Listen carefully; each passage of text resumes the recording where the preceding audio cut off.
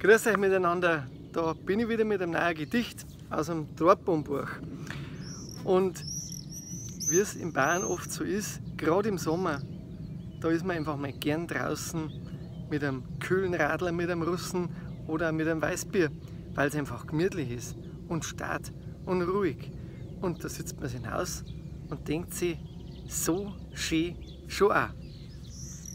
So schön stark ist, wenn der Rasenmäher am Samstagnachmittag angeschmissen wird und der Mistborter und der Krupperer über die frisch abgemähten Wiesen knattern, wenn die Kreissack vom Holzspalter übertönt wird und wenn der Häcksler surrt.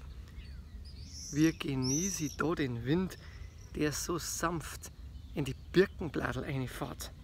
Das Vogelzwitschern zwischen die Laubsauger und die Dampfstrahler und die Motorsang. Wenn ich ehrlich bin, gehört doch das alles zu der badischen Ruhe dazu. Wie der Dampf von der Saugülle, der Wäsche in der Sonne so eine richtig deftige Noten gibt.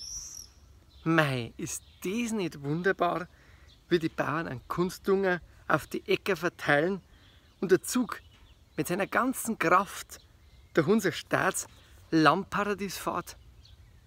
So schön schon auch. Viel Spaß mit eurer Halbe draußen und mit meinem Buch in der Hand. Kaufen könnt ihr es auf wolfgang-hofer.de. Schaut da einmal rein, da mich sakrisch freuen über eure Bestellungen. Wir schicken es auch gern signiert. Pfiat euch, Servus.